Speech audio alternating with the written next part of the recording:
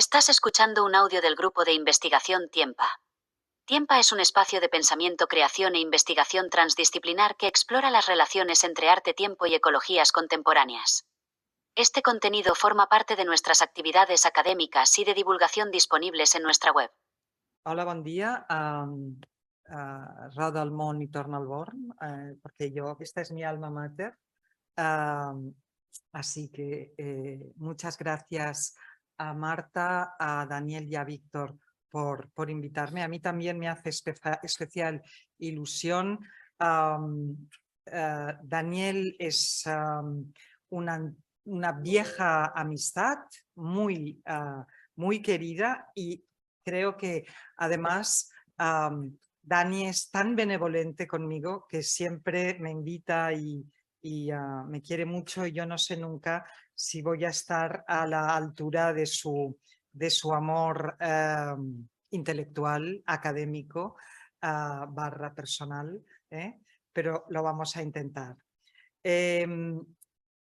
Bien, esta presentación o esta invitación, más que una presentación, que es la que voy a hacer ahora, tal vez os va a parecer un tanto deslavazada, poco estructurada y digamos que un poco como una constelación de ideas, si se puede decir así, sobre una cuestión que me ocupa últimamente, con lo cual yo voy trabajando sobre ella al mismo tiempo que lo descubro, y por lo tanto también padezco un poco este síndrome de la admiración del neófito, ¿no? Que todo parece muy interesante y que te dejas algo así como impresionar por muchas cosas que se están haciendo en el mundo acerca de la basura, acerca de el excedente y acerca, digamos, de las sobras, por decirlo de alguna manera. Yo, cuando Dani me invitó a hacer esta conferencia, que en fin, esto de la conferencia marco a mí me da un poco de miedo, porque igual si el marco no se aguanta mucho, bueno, va a estar como un tanto diluido, y esto de ser la primera, bueno, me lo voy a tomar que es por las canas y por la edad, pero por nada más, ¿no? Yo le dije un título y Dani, y esto no es una recriminación, al contrario, con buen tino me dijo, hombre, vamos a cortarlo porque es muy largo y no cabe, ¿no? Pero el título que yo le di era Plásticos a la deriva, reflexiones en torno al tiempo, al que yo había añadido y al que lo desafía. Entonces, la cuestión es que una de las, ya que tal como lo he entendido, según las conversaciones que he podido tener con los miembros del grupo, la temporalidad, el tiempo en el arte contemporáneo es uno de los elementos principales. He querido, digamos, trabajar o, digamos, abordar el tema de esta conferencia desde la perspectiva, o siempre teniendo en mente, la cuestión del tiempo y de las temporalidades incluidas o implícitas, en algunos casos explícitas, en los objetos que voy a presentar. Y los objetos son evidentemente objetos de plástico, y la deriva es la deriva en el océano global, ¿no? En los océanos globales. Voy digamos, a plantear la presentación de la forma siguiente para hacerla, yo creo que más digerible y más soportable. De hecho, yo he visto que en esto de futuros, yo soy la O de futuros, porque una de las fotografías que me corresponden es la de la basura flotante.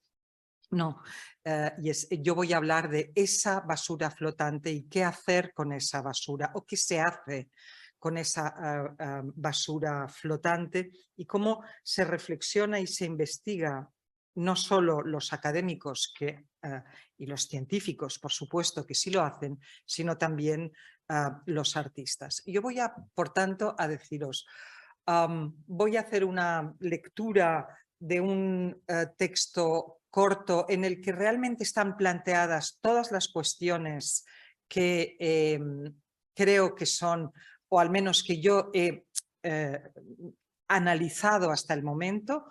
Voy a hacer una segunda parte sobre generalidades en torno a la realidad, si queréis decirlo, a lo que ocurre, ¿no? A situar este plástico en un discurso a la vez divulgativo, pero también científico, si queréis, y luego pasaré toda una serie de, una selección de artistas y sus obras para que veamos cómo todos trabajando sobre lo mismo, cuál es el potencial creativo del trabajo y la elaboración y la articulación de estos materiales por parte de artistas que en general trabajan con científicos. Y esta es una idea totalmente distinta y que, digamos que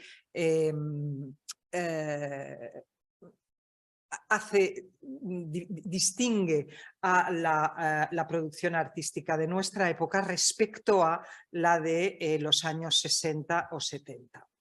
Bien, supongo que esto es dándole al Enter. Sí. Con estas imágenes me ha gustado mucho, por cierto, y esto va a ser digamos una nota para el final. Me ha gustado mucho que el director de departamento haya hablado de la palabra apocalipsis, porque creo que es la palabra y es la palabra con dimensión política. Y es realmente muy interesante ver. Pues bien, estas imágenes que son, como veréis, un tanto apocalípticas, aquí encontráis parte de la O de futuros, es exactamente el mismo muy cercano al mismo lugar. Bien, de todo esto podríamos empezar diciendo que según el Foro Económico Mundial, hacia 2050 la masa de plástico en los océanos superará a la de los peces, lo cual es decir una barbaridad, como podéis imaginaros. Con una progresión exponencial desde principios de nuestro siglo, se calcula que los grandes ríos del planeta triplicarán en 2040 los 8 millones de toneladas que abocan cada año al mar. Los desechos plásticos, que son omnipresentes, como podéis verlo ahí, flotan a la deriva en las aguas costeras o son arrastrados por las corrientes hacia alta mar, donde alimentan las grandes islas de plástico que se han formado en el Pacífico, en el Atlántico y en el Índico. El problema máximo, ¿cuál va a ser? El que, a diferencia de otros detritos, el plástico es un material durable, cuya degradación es lenta, que nunca es completa, y los miles de millones de objetos vertidos al mar permanecen en el agua con apenas erosión de su forma, su textura y su color originales, o a lo sumo acaban reducidos a minúsculos fragmentos que están por todas partes, y son estos fragmentos de los cuales ya hablaremos más tarde, que se conocen como microplásticos. El plástico pues coloniza globalmente nuestro planeta, pero especialmente los mares, y lo hace desde la superficie hasta las profundidades, y las profundidades digamos abismales, si queréis, abisales. Resulta ser una amenaza directa para la fauna marina y para las aves, pero también es una emergencia planetaria para la salud humana y para la salud de los animales no humanos, y de hecho es una emergencia para el sistema Tierra, ¿no?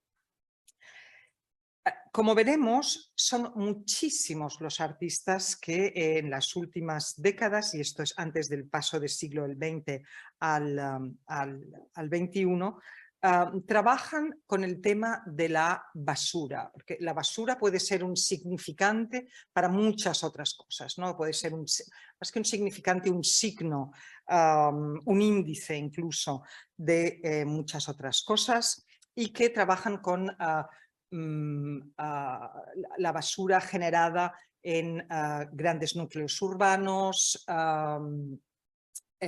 por los grandes excedentes industriales, incluso de la agricultura, etcétera, etcétera. Los vertederos desbordantes de basura, pero también de personas que remueven entre la basura, son un objeto de su atención, pero aquí yo me voy a centrar en los que trabajan sobre los desechos plásticos regurgitados por el mar, a veces, varados en los litorales, es decir, en las costas y en las playas, después de periplos que pueden ser realmente largos en términos de tiempo por el océano abierto, regurgitados por las corrientes, pero también atrapados en los vórtices de estas grandes islas, ¿no? de plástico. Y este es el material para esculturas, para collage, para instalaciones, sobre el que trabajan, digamos, sobre el que elaboran fotográficamente, sobre intervenciones in situ, en las que prácticamente siempre o en muchas ocasiones destinan al espacio público y sobre todo al trabajo con colectividades, es decir, a un trabajo colectivo y además a un trabajo con la comunidad, que también veremos más adelante, y evidentemente también con museos y galerías. Como os podéis imaginar, en muchísimos de los casos, o en los más de los casos, el trabajo de producción artística o de investigación artística va de la mano del activismo medioambiental, como os decía, con proyectos participativos y con la implicación de comunidades locales y muchas veces de los niños, que evidentemente, aunque suena absolutamente cursi, pero por una razón de edad, e incluso si me apuráis de salud, son los que representan el futuro, ¿no? Porque son los más jóvenes, incluso más jóvenes que vosotros, que ya lo sois mucho, ¿no? Pero digamos que son los que van a tener que tomar cartas en el asunto, porque va a ser verdaderamente su mundo, ese de los años 2050, en el cual el plástico, que no parece detenerse, va a ser totalmente desbordante, en cierta manera. Muchos de estos artistas trabajan no solo con científicos, sino de una manera, digamos que científica o casi forense, es decir, determinando los lugares donde se encuentran los restos, identificándolos, datándolos, bueno, fechándolos, etcétera, etcétera, con una, digamos, de una forma metódica y sistemática. Son estos ensamblajes, y veremos unos cuantos de ellos, incorporan objetos o fragmentos de objetos de distintos formatos y de distintas funcionalidades. Son objetos que en general están mínimamente manipulados y que utilizan, como en el principio collage, ¿no? Con las estrategias de descontextualización, desplazamiento, combinación por afinidad de función o por diferencia, justamente. Así que el conjunto que se obtiene da lugar a un sentido inesperado e imprevisto, y en el que la distancia recorrida en el mar desde los lugares donde esos objetos fueron producidos y consumidos, y el tiempo precisado para arribar al litoral, contribuyen a esta idea de reconceptualización y de resemantización de un no objeto a un objeto en un contexto de alta cultura.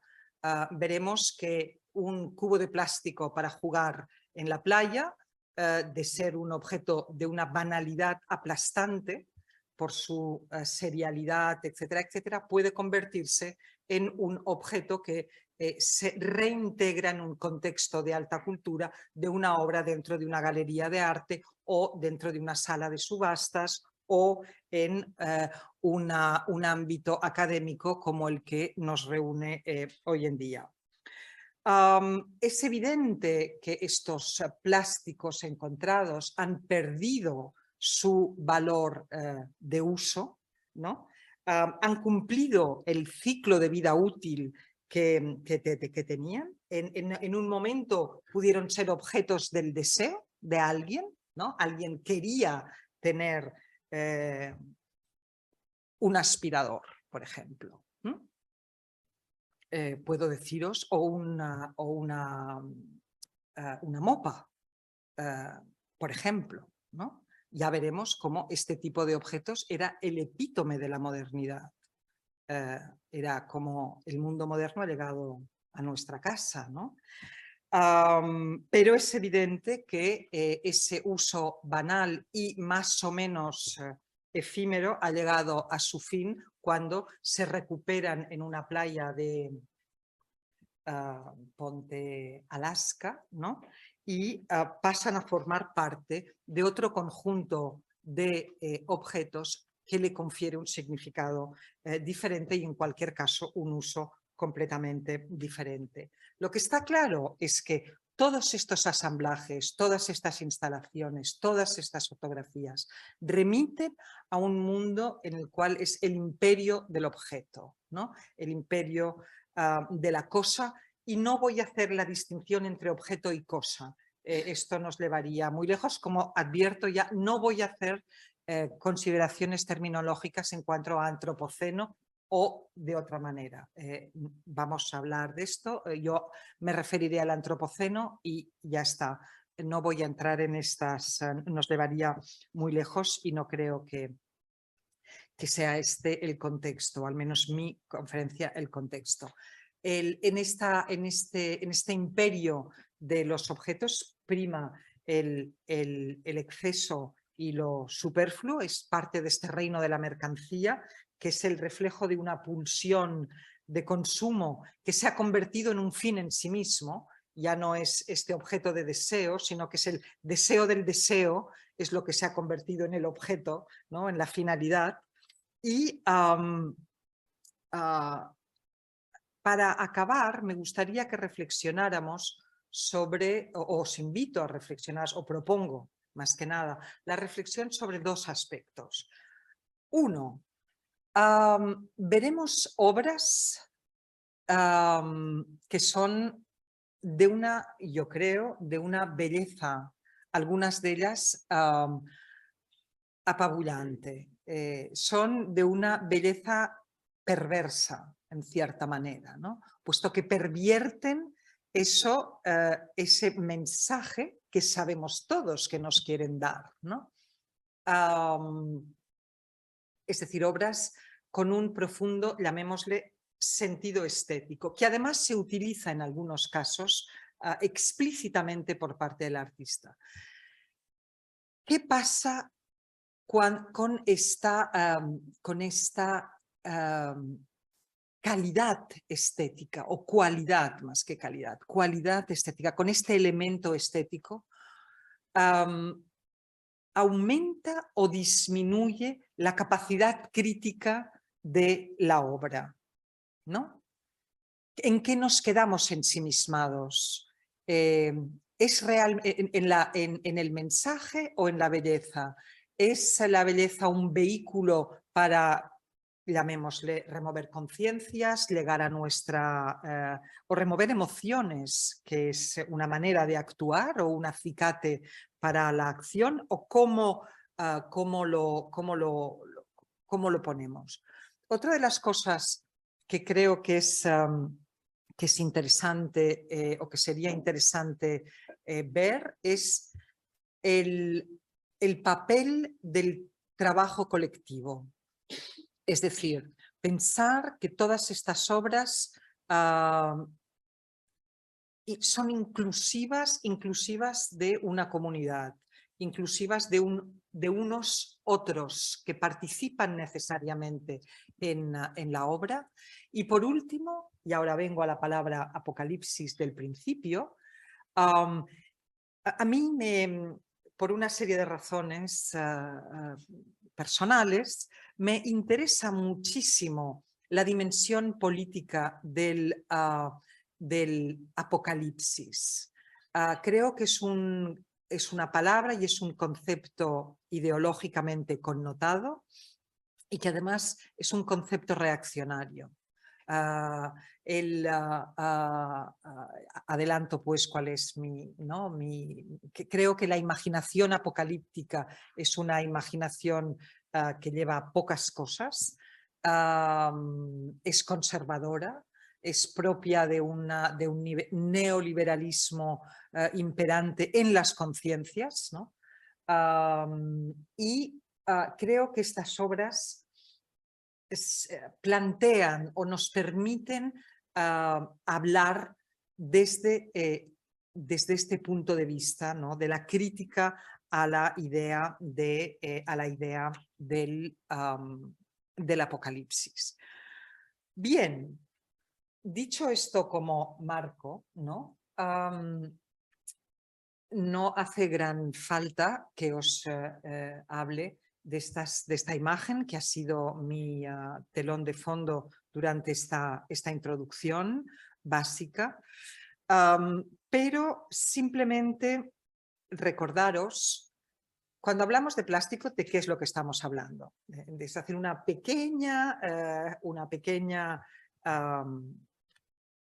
pequeño apunte. El plástico es un producto reciente.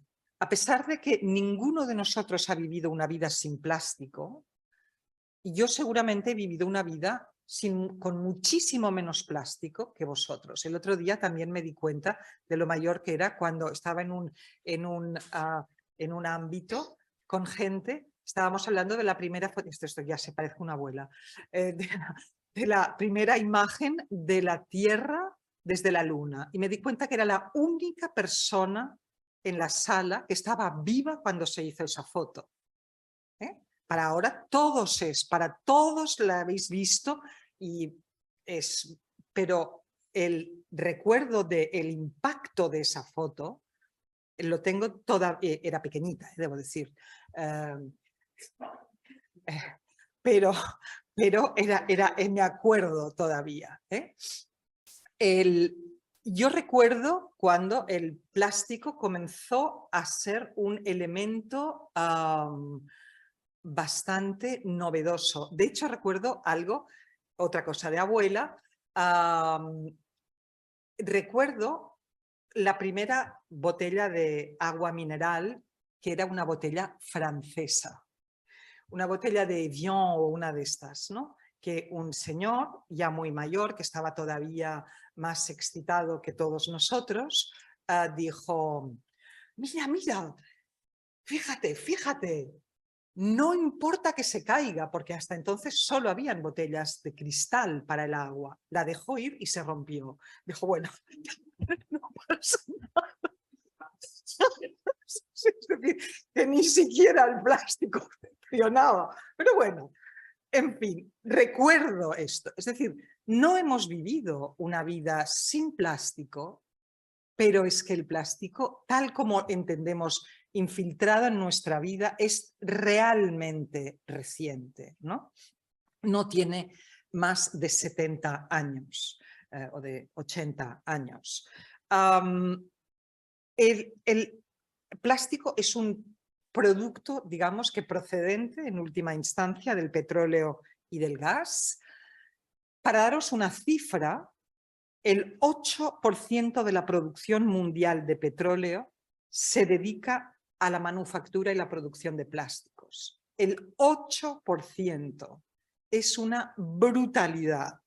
Es una brutalidad. El plástico nació como un ersatz, es decir, como una,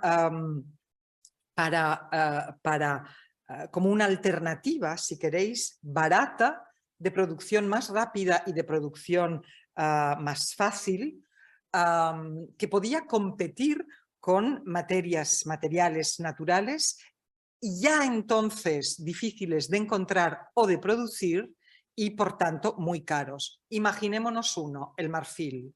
¿No? ¿No? Entonces, el plástico es un ersatz, ¿no? de esta. El,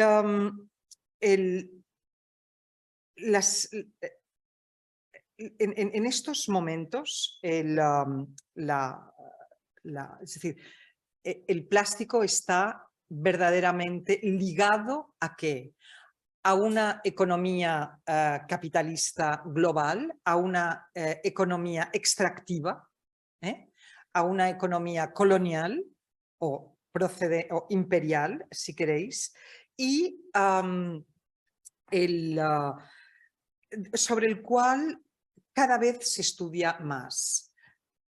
En los últimos 20 años, la presencia pública de términos como microplástico, microfibra, nanoplástico, plástico desechable, etcétera, etcétera, está cada día en los medios. O está cada vez más presente en los medios. Ahora mismo no hay periódico que no hable de del plástico, de los microplásticos, de cómo la salud humana se ve afectada por el plástico, etcétera, etcétera. Ya veremos más tarde. Sabemos hoy que los desechos plásticos están en todas partes del planeta. Esto es muy fácil de decir, pero en el momento en el que nos ponemos a pensar que está desde el hielo del Ártico hasta la fosa de las Marianas o cerca, y que está en los glaciares de los Alpes hasta Tierra de Fuego en el sur de América, del Sur, ¿no? Comenzamos a tener un escalofrío realmente, a tener una sensación de vértigo. En lo que para restringirnos a los océanos, el plástico está en todos los ecosistemas, absolutamente, en los hábitats, en las cadenas alimentarias, está incluso en la sal marina, está evidentemente en los crustáceos, en los peces, en las algas, en los corales, todo lo que queráis.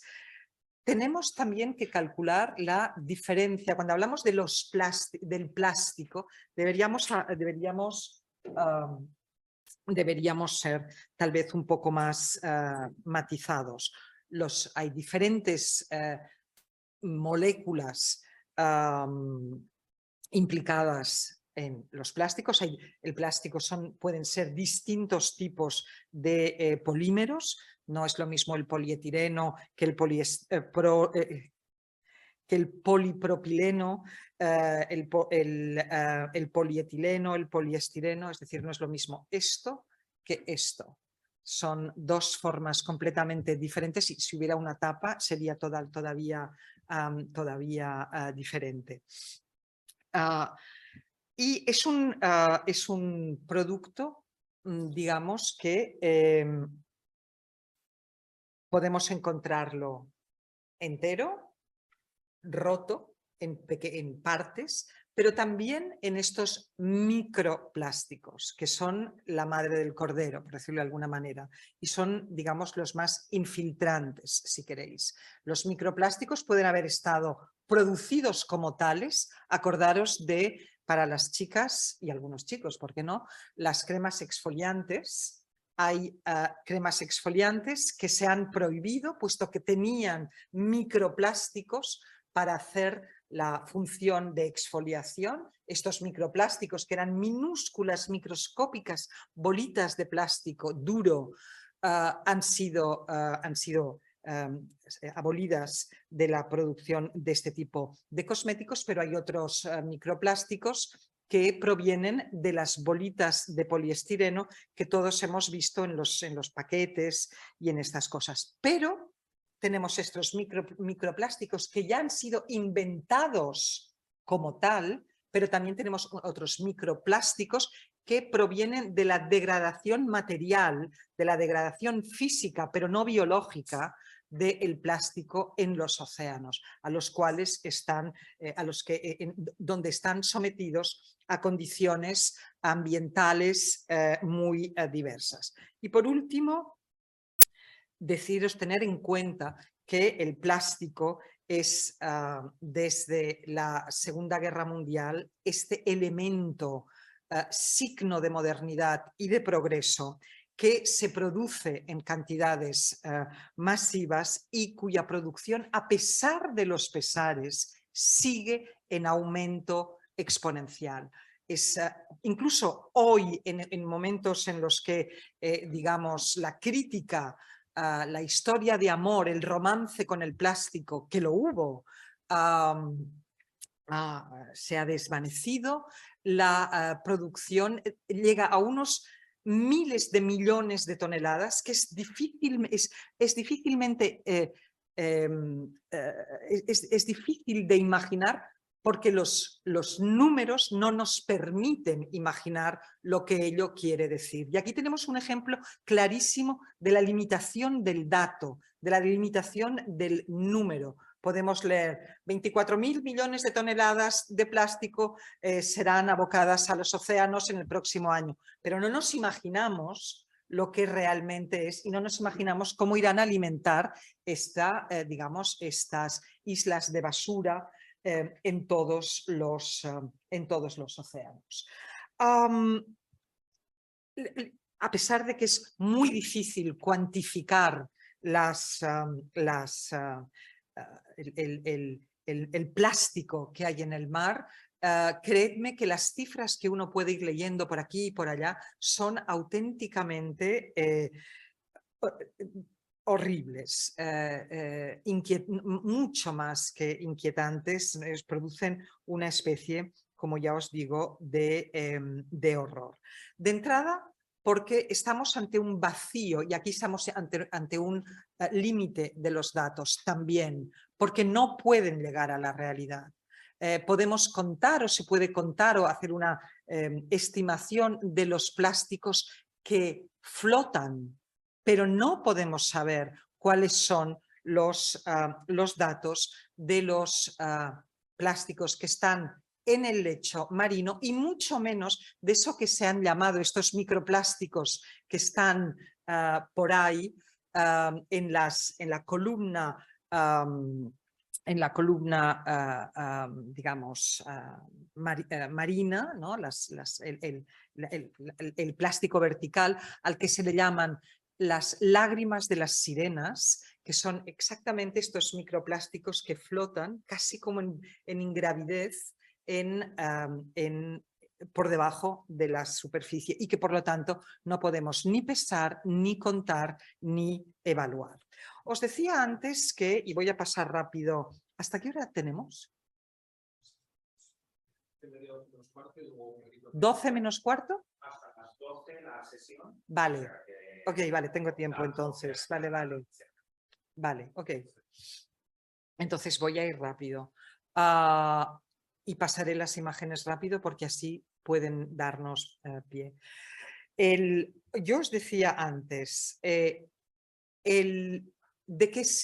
qué era signo el plástico? El plástico y el imperio de los objetos, y esperaros que os lo voy a pasar rápidamente. Aquí tenéis, yo creo que esto empieza, no sé si podéis verlo bien, empieza aquí, bueno, o esto puede ser un momento claramente para ver, ¿no? Esta es una portada de la revista Life en 1955. Y como veis, el título es Throwaway Living. Throwaway Living es esta pareja, ¿no? Tirando al aire toda una serie de objetos, ¿no? y digamos que es la celebración de los productos de usar y tirar, la celebración del producto de un solo uso. Solo podéis ver lo que es aquí, throwaway living, disposable item, cut down, household chores. Los objetos desechables reducen las labores domésticas, evidentemente. Si os ponéis a leer, entre ellos dicen, por ejemplo, los pañales. Ahora compramos pañales y los tiramos. Las señoras que están tan contentas de poder tirar los pañales es que los tenían que lavar. Y es bastante, era bastante, digamos, penoso, desagradable, por mucho que adoraras a tu hijo o a tu hija. El chiste que dicen que estos disposable diaper están es decir, los pañales que pueden ser usados y tirados, podrían ser la causa del incremento de la natalidad en Estados Unidos después de la aparición en el mercado de estos productos.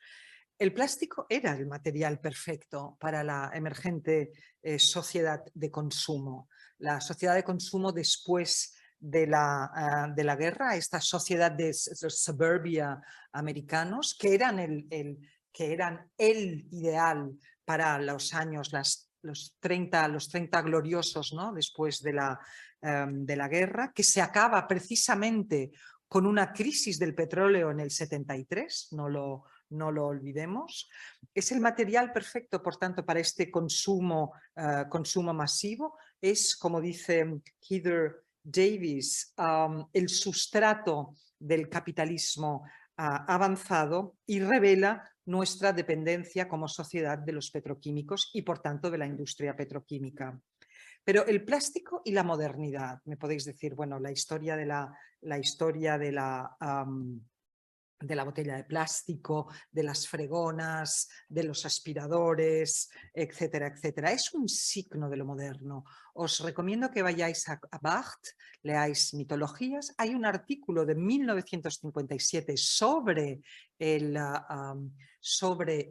plástico en el que digamos que Barthes está fascinado y irónicamente fascinado, si queréis, por la flexibilidad, la plasticidad, el colorido de este material que llama mágico y producto de la alquimia, no de la producción, sino de la alquimia. Con lo cual, es bastante significativo que el artículo de Barthes y este artículo en Throwaway Living son más o menos de la misma época, 55 uno, 57 el otro. Este Throwaway Living es donde estamos hoy, ¿no? El throwaway, ahora estamos recogiendo este throwaway living. De todas maneras, el plástico es uno de los mayores hitos de la cultura moderna del siglo XIX, en un impacto en la vida de las personas desde el hogar al lugar de trabajo, a la industria, a la medicina, a la tecnología. No hay ámbito de la vida, ya sea colectiva como personal, desde el chupete a los juguetes eróticos, que no pase por el plástico. No hay ningún otro material en este sentido. No hay nada. El plástico también era una señal de progreso, ¿no? De este progreso de Occidente después de la guerra, la panacea, había esta dimensión utópica. De hecho, esto es una dimensión utópica, libera del trabajo duro de la casa y es digamos que encarna todas las promesas de la modernidad capitalista, el bienestar, el progreso, el acceso a todos los bienes, etcétera, etcétera. Pero el, el, el, el plástico tiene también, es como Mr. Dr. Jekyll and Mr. Hyde, siempre lo digo al revés, tiene su cara, su reverso, porque si bien es cierto que es barato, ligero, duradero, versátil, que permite producir todo tipo de objetos, es resistente, mucho más que cualquier otro producto natural o artificial, es barato de producir y llega a una enorme cantidad de gente, es también un objeto de la ibris, ¿no? de esta multiplicación indiscriminada y de esta producción en aumento constante, de lo cual podemos decir, os doy datos, 40% de los plásticos producidos son desechables, pero según un artículo científico de la revista Oceanography, no es sostenible. No es sostenible porque desde estos plásticos no desechables, solo un 9% son reciclados, un 12% son incinerados y casi el 80% va a vertederos o al entorno natural, lo cual hace que esto sea prácticamente imposible de aguantar. A mí hay algo que me parece que hace que el plástico me recuerda a, no es que me recuerde, sino que, digamos, puedo aproximarlo a la radioactividad. ¿Qué es lo que vemos en la radioactividad? ¿Qué es lo que nos da pánico de lo nuclear? Sobre todo que es invisible, punto número uno, que es dañino, evidentísimamente, sobre todo que es invisible, que es infiltrante, y que puede estar en todas partes. Ya podemos tomar yodo, es decir, si a Putin se le ocurre cargarse a la central de Zaporilla, ya podemos tomar yodo, que, en fin, para una que ha estado en Berlín cuando Chernóbil, ya podías tomar yodo o lo que quisieras, o no comerte champiñones que venían de Polonia, era lo mismo, ¿no? Porque la nube había llevado la radioactividad hacia la frontera alemana. La cuestión es que el plástico está igualmente infiltrado, no es simplemente algo que podemos ver, evidentemente que vemos esto, que vemos esto, que vemos la lámpara, que vemos la botella.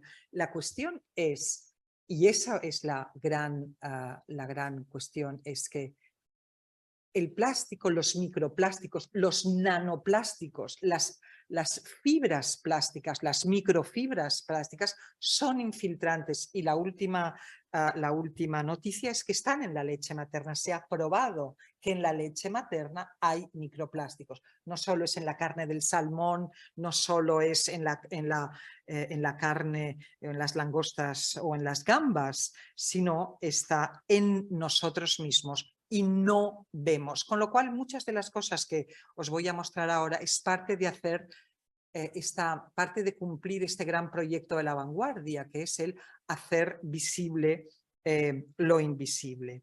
El problema del plástico, ¿cuál es? ¿Sí? Vale, vale. No, pero está bien porque si no podría extenderme y sería horroroso. ¿Cuál es el problema del plástico? El problema del plástico es que no sabemos nada, no sabemos cómo va a funcionar, no lo sabemos, no sabemos cuál va a ser la evolución futura en tanto que un material y un producto que está en nuestro mundo. Porque el plástico está diseñado para ser durable. Esa es la cuestión. El plástico puede degradarse y puede degradarse cuando está a la deriva en los océanos, se degrada de distintos modos y, por ejemplo, os voy a mostrar, estos son los distintos polímeros, ¿no? del plástico y su degradación, y veis que, por ejemplo, very difficult, credit card, ¡Jo! ¿Quién no tiene una carta de crédito de nosotros? ¿Quién no tiene varias? ¿De qué? ¿Cómo es el de la universidad? ¿Mm? ¿Cómo es vuestra tarjeta de la universidad, de la biblioteca, del TMB?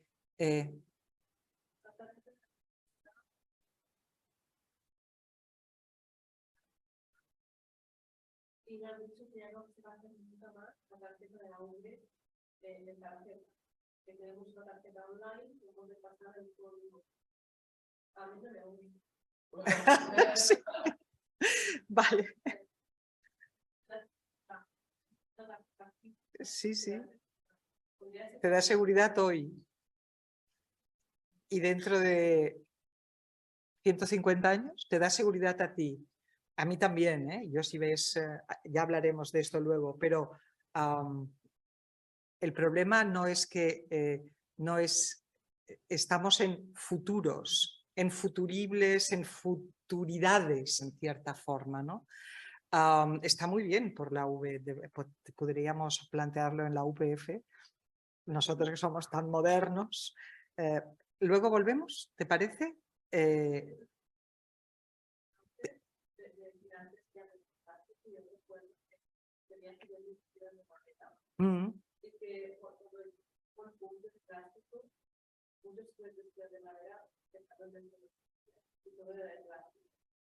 Sí, es así, porque era mucho más barato hacerlos sigue siendo mucho más barato hacerlos de plástico que hacerlos de madera. Hacerlos de madera hoy en día es carísimo. ¿Quién no ha comprado juguetes en un chino?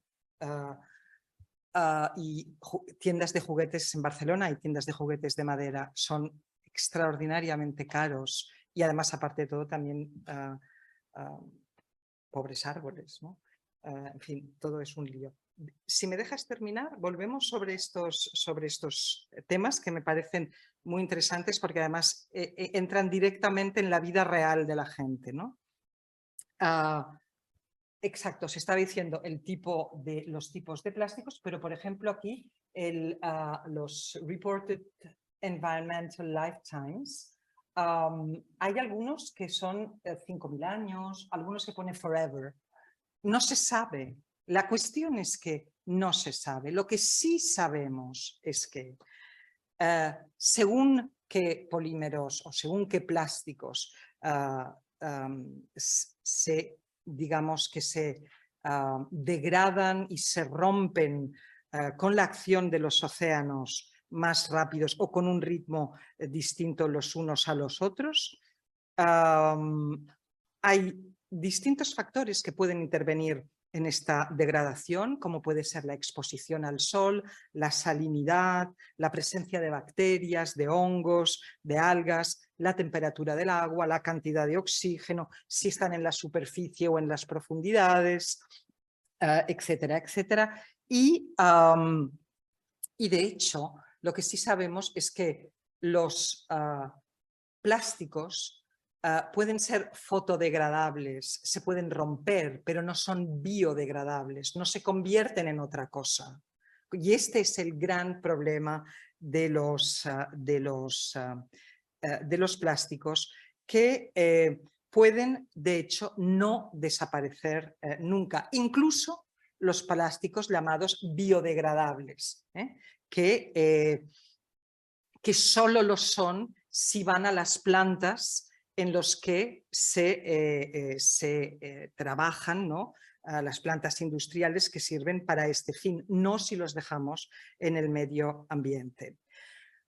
Si pensamos y vemos esto, esto no hace falta, si vemos esto es una playa, que he querido poneros esto porque es digamos, como una imagen, entre comillas, de primer mundo, ¿no? Es la playa de Panamá City, y no son los vertederos de Dakar, porque siempre ponemos los vertederos de África o los de países, es decir, una visión muy colonial también de los vertederos, que podemos ir muy cerquita de nosotros y encontraríamos imágenes muy parecidas.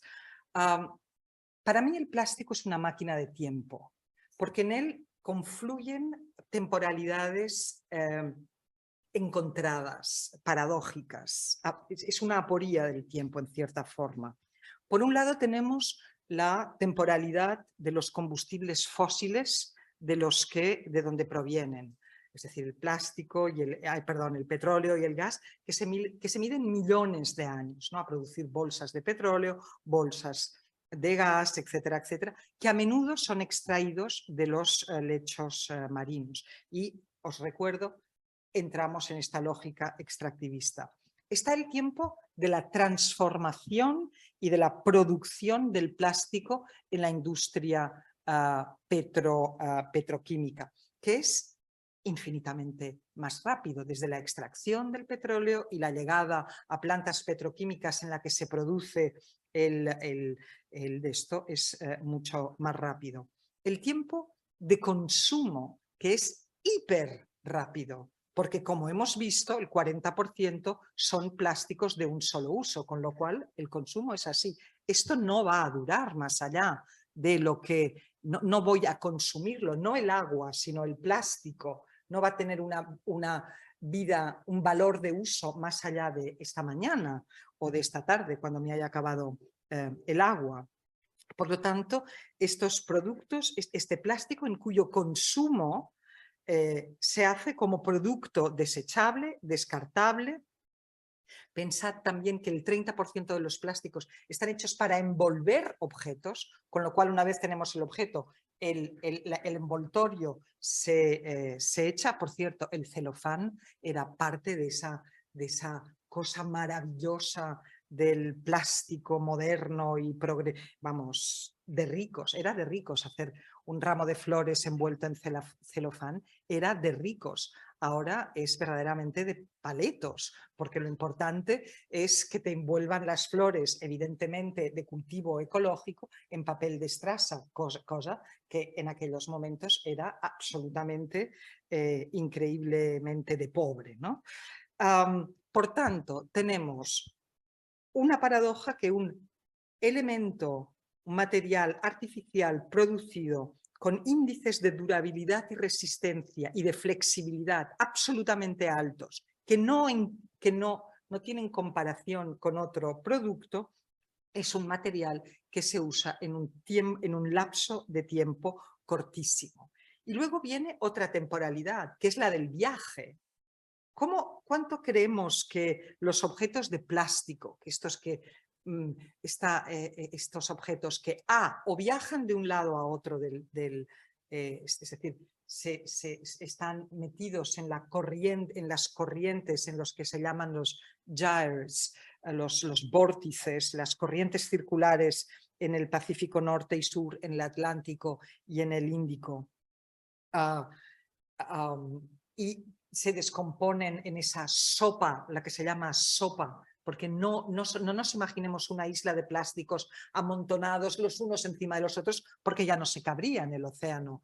Son sopas de pequeñas piezas que están por allá, entre ellas flotan algunos grandes plásticos, pero son pequeñas piezas de un tamaño inferior a 5 milímetros, pero tardan estos objetos entre 4 y 5 años. Un objeto de ir de las costas de California a Hawái puede tardar 4 o 5 años, y esto es un montón de tiempo.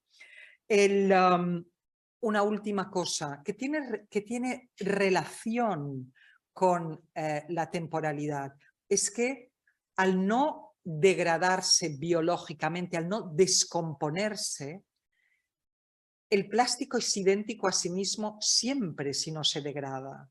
Un objeto de plástico que permanece como tal, por ejemplo, un cepillo de dientes que es vertido por error, digamos, en las costas de La Coruña y aparece en las costas de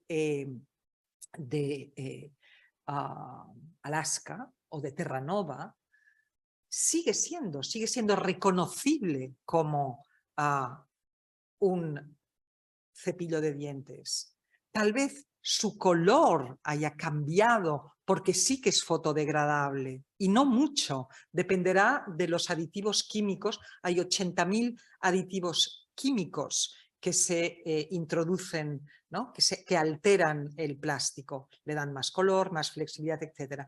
El cepillo de dientes sigue siendo un cepillo de dientes, es una forma que no se transforma, que apenas se deforma y que es absolutamente estable, que tiene este horror de la identidad, de la forma estable del futuro sin cambios, ¿no? Y un articulista hablaba, digamos, de el plástico zombie, ¿no? Porque era algo que estaba más allá de los ciclos de vida y muerte, estaba más allá de, del sistema de deterioro y regeneración que es propio de la vida, y el plástico tiene la calidad de lo no muerto, de lo inerte, ¿eh? Con lo cual esto es como un poco esto.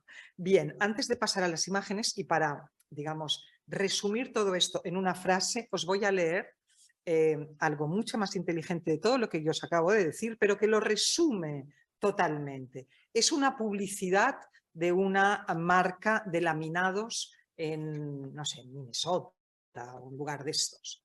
Dice: "Plastic is forever and a lot cheaper than diamonds". El plástico es para siempre y mucho más barato que los diamantes. Pues esto, ¿no? El plástico, este plástico es mucho más barato que los diamantes y a veces ha cumplido la misma función, digamos, ha colmado un deseo, ¿no? No olvidemos. Fijaros, empecemos mirando, a trabajar finalmente con qué están trabajando los artistas que voy a enseñar, con objets trouvés. Los objets trouvés son del año, el año de la Picot. Por ejemplo, objets trouvés, además de lo que encuentran de materiales industriales encontrados por aquí y por allá. Fijaros lo que son Kurt Schwitters y Jean Arp, ¿no? O Hans Arp. Schwitters, todos lo conocéis, recogiendo billetes, trocitos de papel, trocitos de madera que encontraba por aquí y por allá. Y esta obra de Hans Arp, que es la que tenéis a vuestra derecha, que se llama El Atillo del Náufrago. Está hecha con madera encontrada en una excursión o en una estancia que hacen las islas del norte de Alemania, en la isla de Sylt. Madera que, como veis, está descolorida, está usada por el propio vaivén de la corriente o de las olas, algo que no vamos a encontrar en las obras que veremos en adelante. Digamos, esta transformación, esta incidencia del tiempo, si queréis, y de los elementos en las obras no aparece en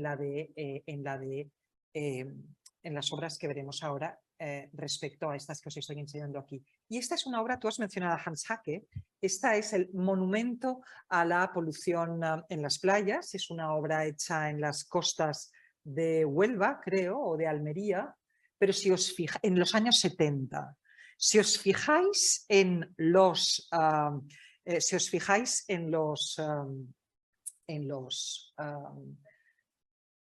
materiales, son madera, básicamente son madera y tejidos textiles, pueden ser textiles plastificados, pero parece como algo que tiene relación con la agricultura, etcétera, etcétera. Y fijaros lo limpia que está la playa, más allá es decir, lo que vemos es una arena, ¿no? Una arena gris, etcétera, etcétera.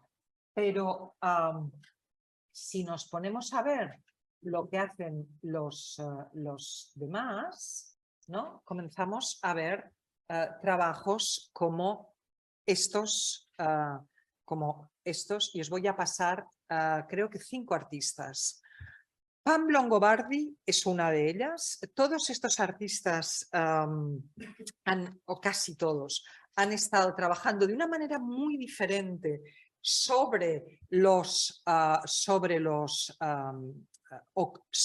y con los desechos en el mar, en ocasiones en instalaciones, en ocasiones en obra plana, es decir, en obra que puede ponerse tanto en el suelo como en la pared, algunos de ellos con fuertes motivos decorativos, como es el caso de Pam Longobardi. Muchos de ellos han participado en expediciones científicas en las cuales han estado recogiendo esto, por ejemplo, en las playas de Alaska. Estos vienen de las playas de Alaska. Esta mujer en concreto, Pam Longobardi, todo lo que veréis son residuos que ella en persona ha recogido en playas, en cuevas marítimas, prácticamente en todas partes del mundo, desde Europa, Asia. Hay muchas tomadas, por ejemplo, en el Mediterráneo incluso, y que las recoge en distintas series que tienen pues nombres como muy sugerentes. Se llaman drifters, es decir, flotantes, ¿no? Derivantes. Se llaman gleaners, como las... ¿cómo se dice? El cuadro de Manet, de Millet, perdón. Las que recogen, las espigadoras, exacto. El espigar el mar, ¿no? Las espigadoras, se espiga en el mar y sobre todo en las costas. Y veis, por ejemplo, el tipo de obras que hace, tipos de obras que tienen una resonancia histórica, arte histórica clarísima, de las vanguardias, etcétera, etcétera, que además ella misma luego dice, ¿no? Y, por ejemplo, ella misma, el título que da a uno de los, el que está a vuestra derecha, es El fantasma del consumo y está dedicado a Piet Mondrian, evidentísimamente, ¿no?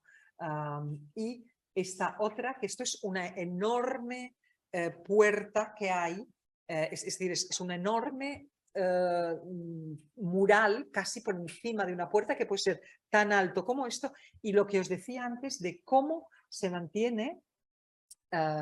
Bien, aquí está un colega que incluso podría, digamos, de la misma época. Estaba hablando de lo mayores que somos, José Enrique. Os hablaba de cómo el objeto de plástico mantiene su forma. Es igual el periplo que haya tenido alrededor de las corrientes. Fijaros, y esto es un detalle de ese mural de plásticos, fijaros hasta qué punto estos objetos están tal cual, en su color, en su forma, estarán rotos en algunos casos, pero no están erosionados como la madera del collage de Hansard. Tenéis otros tipos de... os los estoy mostrando muy rápido, pero para que veáis realmente, también porque quisiera estar en 10 minutos y así podemos tener algo de discusión. Todas estas imágenes, todas estas obras, perdón, que están hechas con trozo de plástico, en estos casos poliestireno, y estas son materiales, detritos recogidos en Grecia, en Kefalonia, en una cueva cerca del cabo Lysakos, y esta referencia arte histórica que está en el título, que lo llama ella Zombie Brancusi, ¿no? Los Brancusi zombies, y luego esta especie de casi como estratigrafías de plásticos, ¿no? Como podemos ver en muchos museos, en esta especie de gran contenedor que ella lo llama cápsula del tiempo, lo llama antropoceno, cápsula cápsula del tiempo. En esa exposición que se llama Gyre, era Gyre the Plastic Ocean. Es una exposición extraordinaria que se hizo en Anchorage, en Alaska, que viajó por varias ciudades de Estados Unidos y en el que participaron muchos de los artistas que os estoy enseñando. En esta exposición estuvo precedida por una expedición por las playas, las costas de Alaska, este lugar que todos creemos que es prístino, maravilloso, que es el colmo de esto que los americanos llaman wilderness, y que de wilderness tiene poco y de prístino todavía menos, y de impoluto y de puro todavía menos. No hay que olvidar, por ejemplo, que el Exxon Valdez hace muchos años, donde echó a la mar, al océano, sus miles de toneladas, fue precisamente en esos lugares. Por lo tanto, son aguas muy castigadas y con muchísimo material plástico. Y lo que hace Pam Longobardi es esta especie de cornucopia en la cual todo está hecho con material encontrado, ¿no? El título es Dark and Plentiful Bounty, plenitud, abundancia plena y oscura, ¿no? Es al mismo tiempo, ¿no? Y emplea también y otra vez el motivo de la cornucopia es decir, de gran tradición, para mostrarnos un poco lo que este mar, este océano nos puede devolver. Y aquí comenzamos a ver lo engañoso, ¿no? De el problema que o la cuestión, no sé si tanto un problema, pero sí la cuestión que apuntaba al principio, que es digamos, esta perversión, o al menos sí esta ambivalencia entre la vistosidad, entre el atractivo, incluso el atractivo sensual. Nos da ganas de tocarlo, creemos que hay, ¿no? Las redes, las bolas, todas estas cosas de estos colores tan absolutamente vivos que cogen nuestra atención y no sé si son atractivos a nuestro sentido de la vista, pero por otro lado son un horror, como veremos después en otro artista.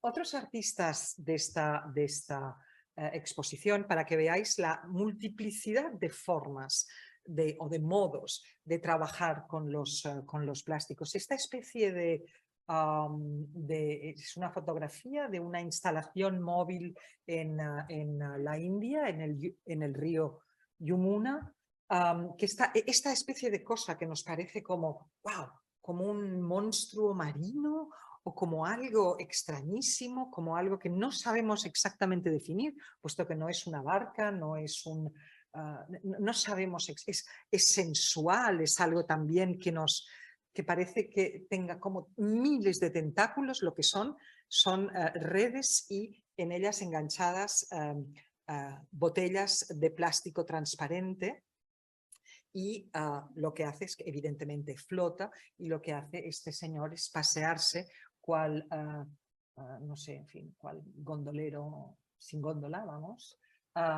en esta especie de imagen que es a la vez lo que Freud diría un Heimlich, ¿no? Inquietante, no sabemos definir exactamente lo que es, pero tiene una belleza bastante extraordinaria. Otro de los artistas que estaba presente, y que es un artista que a mí me interesa muchísimo porque siempre trabaja con la idea del apocalipsis, ¿no? Del fin del mundo, es Alexis Rockman. Es un pintor americano que participa en esta imagen que parece un tondo, o bien lo que vemos por las ventanillas de un barco, de un crucero, pero lo que vemos con unas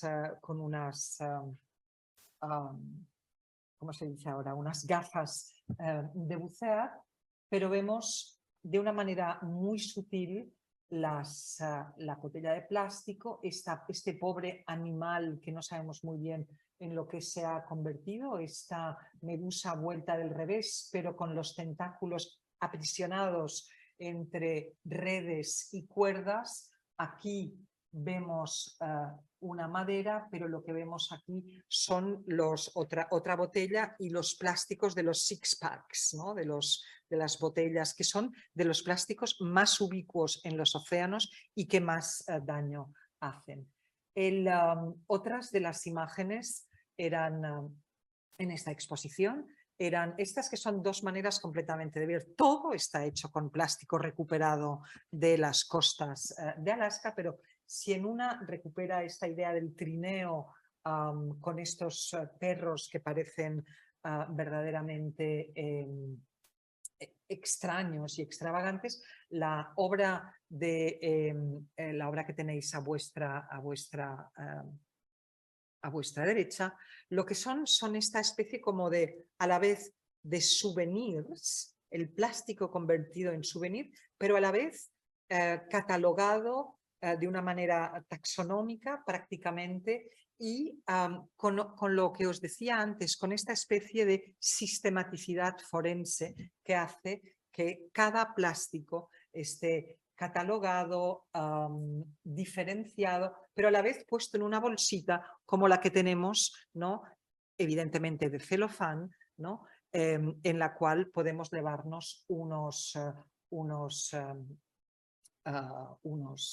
recuerdos.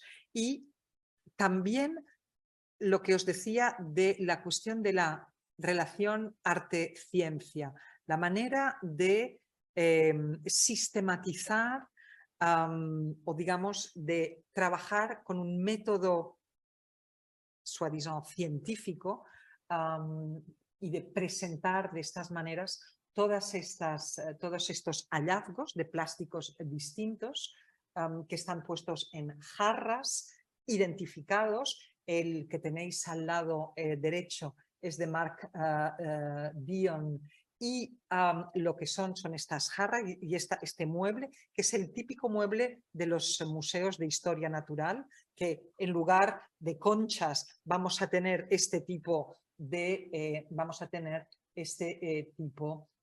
productos para enseñar. Y el Mark Dion en estas playas de Alaska, organizando por formas, colores, en una especie de pattern que vemos luego reflejado en esta instalación que tienen los tapones de botellas de distintos colores que tenéis. Y luego tenéis estos otros trabajos que juegan con el armario, en la sistematización, en el archivo, en esta disposición taxonómica, si queréis, de botellas, recipientes y otro tipo de objetos, unos más alargados, otros más redondos, otros que van en jarra, etcétera, etcétera. Parecen casi como golosinas al final, los que tenéis en los jarros de abajo.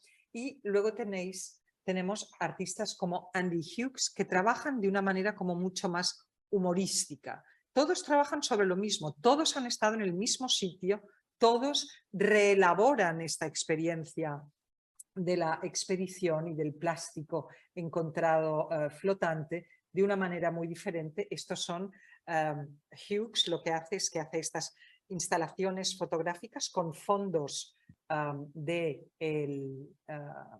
montañas o de mar. Por ejemplo, tenéis aquí diferentes digamos, esta manera de construir de nuevo, ¿no? Estas fotografías circulares. Mandy Barker es una de las artistas más interesantes de las que me gusta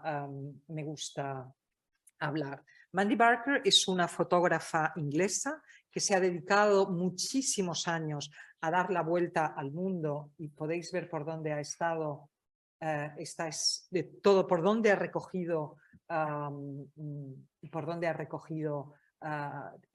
tipos de desechos. Ha hecho expediciones en la gran isla de plásticos del océano del norte del océano Pacífico, y lo que hace son series, ¿no? Como estas, por ejemplo, estas series que van sobre esta idea de la sopa, ¿no? Estos son estos microplásticos de los cuales os hablaba, estos tiny little pieces, ¿no? Estas pequeñísimas, o que pueden ser muy pequeñas, menos de 5 milímetros, es una cosa así o más pequeña, que trabaja también con las redes que se han enredado y que forman esta especie de nidos asesinos, de hecho, ¿no? Porque si los peces van ahí, o en las playas los pájaros los confunden, y dejadme que os enseñe otros. Por ejemplo, este es un proyecto fantástico, que es, ella pidió que le enviaran pelotas de fútbol recogidas en las playas de todo el mundo, que se las enviaran para hacer esta serie que se llamaba Penalty, para la Copa del Mundo, ¿no? El campeonato del mundo de fútbol, y que encontraron, bueno, recibió esto, y con el que hace estas composiciones que son de una belleza a la vez extraordinaria, pero a la vez profundamente perturbadoras. Y realmente es un poco como lo que dice Breton en Nacha, ¿no? Que la belleza será revulsiva o no será, la belleza será perturbadora en cierta forma o no será. Sigue haciendo este tipo de imágenes, y aquí esto lo llama Hong Kong Soup, con muñequitos de tortugas pequeñitas que se cayeron de un barco, ¿no? De un envío, y que ella recoge y hace en esta fotografía. Estas fotografías son grandes, enormes fotografías, estas fotografías trabajadas, por supuesto, en vuestra derecha, en vuestra izquierda, perdona, y en vuestra derecha son los papeles de colores que envuelven los caramelos y muchas de las cosas que utilizamos en el día a día. Y estos son bolsas que ha recogido en una playa y que han sido, como os decía antes, degradadas en su forma. Es decir, se han roto, se han deshilachado, por decirlo de alguna manera, no han desaparecido, y que ella hace en esta especie de trabajo. ¿Cómo vamos de tiempo? ¿Vamos acabando? Vale, voy a hacer este solo os lo voy a explicar. Este es un trabajo absolutamente increíble. Este Plastiglomerate es algo que se reconoció, ¿no? No es algo inventado, no es algo hecho, es una especie de material que es a la vez roca o sedimentos con plástico integrado. Es una especie como de material, si queréis, nuevo, hecho de los plásticos de las playas en un lugar específico de Hawái, que es esta playa. Como veis, os he puesto dónde es esta playa. Os tengo que decir el nombre, pero sí, la playa Camilo en Hawái, que es tiene la fama de ser una de las playas más sucias del mundo. Es estos lugares como de los templos de la basura. En estas playas, que es un lugar en el cual reciben muchísima basura y muchísimos detritos por el lugar especial que ocupan en las grandes corrientes del Pacífico Norte, y ahí van a descargar constantemente este estas basuras de todas partes. ¿En qué se convierten? Estos son objets trouvés de verdad. Es decir, esto están esto no los ha hecho nadie, un artista, por decirlo de la manera. No hay una, llamémosle, intencionalidad estética a la hora de hacer estas piedras, que pueden ser grandes, pero son piedras que a la vez son, que conglomeran, si queréis, o que aglomeran el plástico y los detritos. Veis que hay cuerdas, hay encendedores. La que os he pasado anteriormente, perdonad, estas tapas de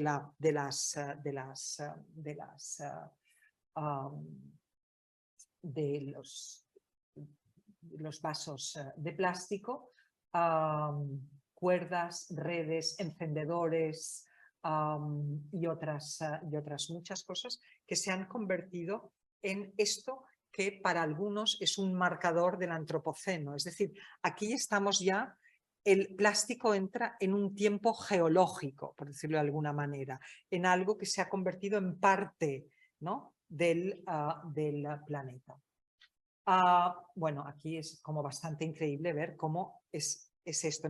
Un artista no lo haría mejor, por decirlo de alguna manera. Si no lo hubieran querido hacer, no lo hubieran hecho mejor. ¿De qué son el resultado? Probablemente de fuegos, ¿no?, que se hacen en la playa y que evidentemente lo que hacen es que en el momento con las temperaturas se funda el plástico y el plástico pase a incorporarse a esto. Os decía antes qué mal las cosas de los plásticos, ¿no? La infiltración de los plásticos y cómo realmente están en todas partes. Bien, están en las entrañas de los animales. Estas son toda una serie de fotografías de Chris Jordan, que se llaman, de la serie que se llama Midway, de las islas Midway, que están a unas 2000 millas al este de Canadá, al oeste, perdón, de Canadá, en el cual estos son pequeños albatros, niños albatros, por decirlo de alguna forma, que los padres los han alimentado con estos plásticos que, como veis, siguen manteniendo la forma y el color, es decir, son plásticos zombie, siguen manteniendo la forma y el color porque los han confundido con peces o con algún alimento que les fuera bien a sus crías. Y otra manera de hacerlo, aparte de hacer estas fotografías, es lo que hacen esos otros artistas, que es abrir los estómagos de los pájaros y componerlos en esta especie de naturaleza muerta, memento, lápida, whatever, lo que queráis llamarle. Y esto es este señor Alejandro Durán, que recoge en un parque de Yucatán, en un parque natural de Yucatán, de la península del Yucatán, uno de los grandes reservas de la biosfera, donde llegan toda esta serie de plásticos que él clasifica y ordena por colores, y lo que hace es una instalación in situ, trabajando con las comunidades locales, en el que hace este tipo de instalaciones, luego las fotografía evidentemente y las pasa y las expone en Nueva York. Fijaros lo que os decía antes, mirad esta especie de panoplia maravillosa de cepillos de dientes que permanecen reconocibles como tal, como cepillos de dientes, o estas cucharas y tenedores de colores o peines de plástico, de los que tenemos muchísimos. Por último, ¿qué se puede hacer con el trabajo de la comunidad? Ganchillo. Ganchillo con tiras de bolsas de plástico, tiras de film, de película, de cassettes, etcétera, etcétera, para reponer en cierta forma ¿cómo se dice? El coral reef, de esto de coral, el coral de las costas australianas, son 2 australianas, y por último Alexis Rockman, esta figura del fin del mundo, como veis, me parece una imagen, es un enorme lienzo que está en el Smithsonian, creo, es una ciudad del futuro, se llama Manifest Destiny, Manifest Destiny es una broma macabra sobre la ideología del progreso y de la conquista en Estados Unidos. Es una ciudad sumergida con todos los restos posibles e imaginables, pero lo que a mí más me parece más fantástico es que no hay personas, evidentemente, pero hay vida. Hay una enorme cantidad de vida. Mira, vida marina, pájaros, vegetación, etcétera, etcétera, ¿no? Es el mundo sin mí, que es esta imagen apocalíptica o no. ¿Quién sabe, no? Bien, en punto.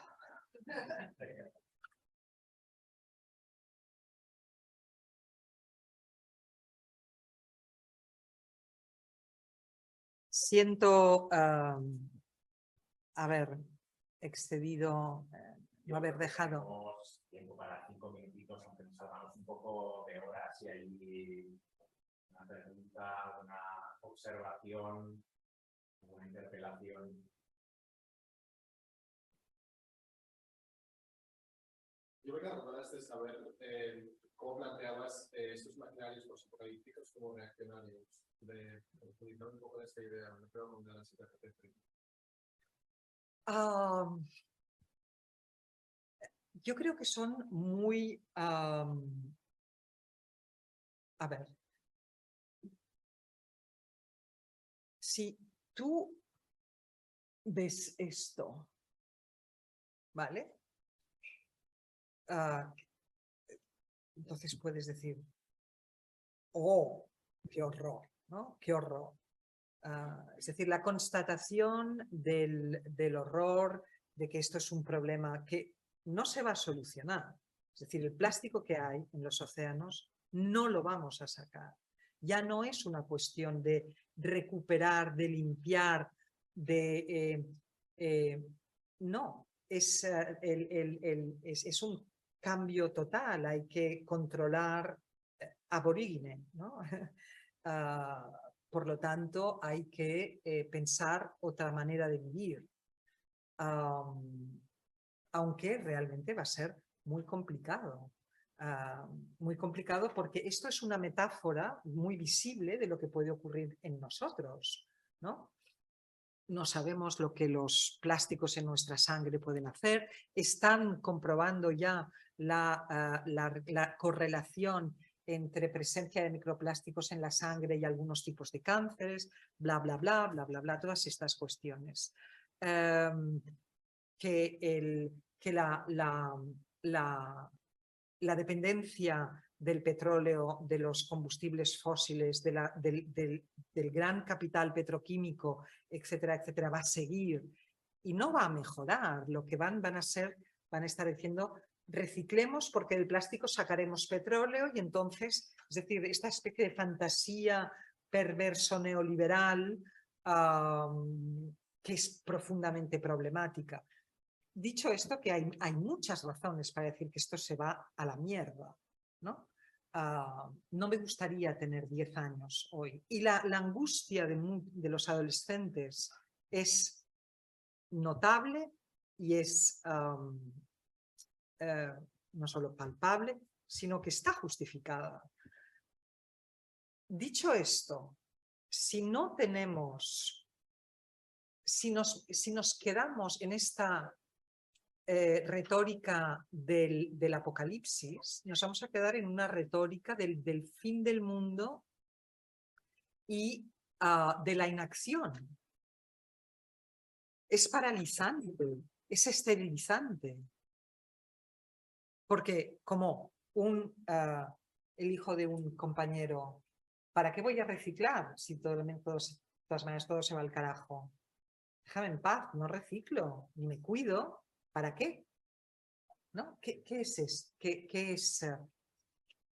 Entonces, si podemos repensar un sentido de la utopía, una utopía que saquemos de la linealidad moderna, de la tiranía del progreso, de la tiranía de lo nuevo. Por eso, todas estas obras, en general, están hechas desde un sentido, uno, de la diseminación. Todas tienen películas. Chris Jordan tiene una película que se llama Albatros. Tiene una película para escuelas. Están hechas con gente, ¿no?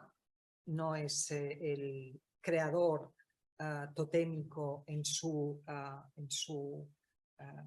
torre de marfil, en su taller, escondido en su ego, ¿no? O bueno, que tienen un ego compartido, si quieres, ¿no? Digamos que me entiendes lo que te quiero decir, ¿no?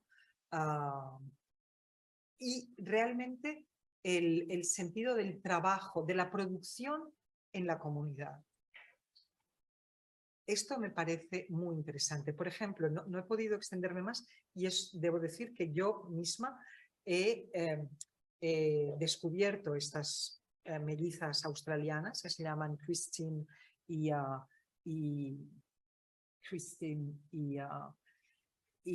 Margaret Wertheim. Me parece muy interesante el hacer ganchillo, que es una cuestión colectiva, que se hace en grupo. Es una actividad muy femenina, si tú quieres, tradicionalmente las mujeres, ¿no? Artesanal. Esto me parece verdaderamente potente, ¿no? El pensar el fin del mundo se lo pone en bandeja, yo creo. A mí me parece que es algo muy retrógrado en el fondo. Esto es lo que... Sobre todo porque la retórica apocalíptica es paralizante.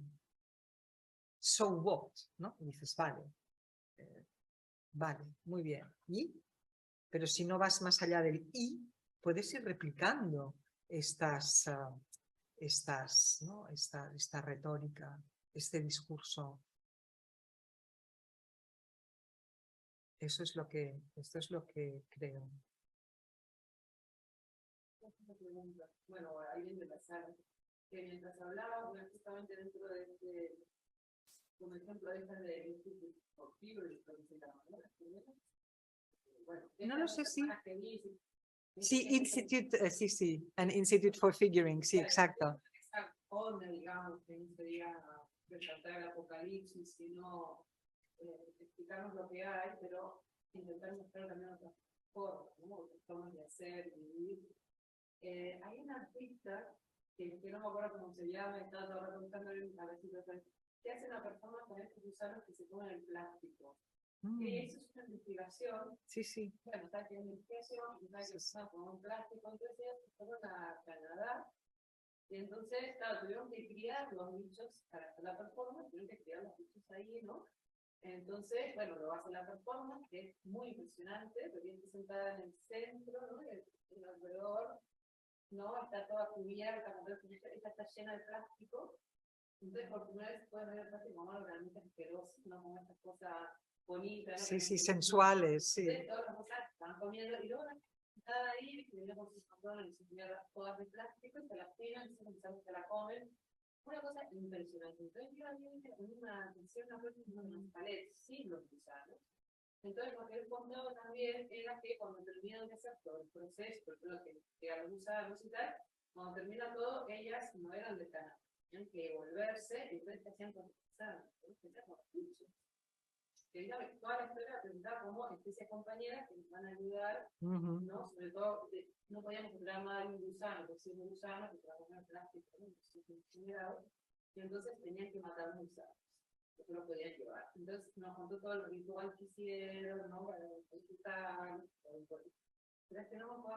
Yo no sé a quién te refieres, me parece fantástico. La noticia del realmente de que unos gusanos podían biodegradar el plástico, supongo que ciertos tipos de plástico, el de las bolsas y todo, salió, lo leí hace poco en la prensa, ya no sé en cuál. Y al hilo de lo que decías, os quería poner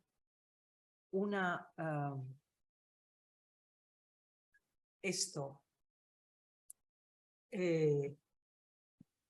Esta frase, bueno, estas frases de Mandy Barker, que tienen que ver un poco con todo esto que estamos hablando y también con lo que os decía, ¿no? De hecho, Chris Jordan tiene una serie que se llama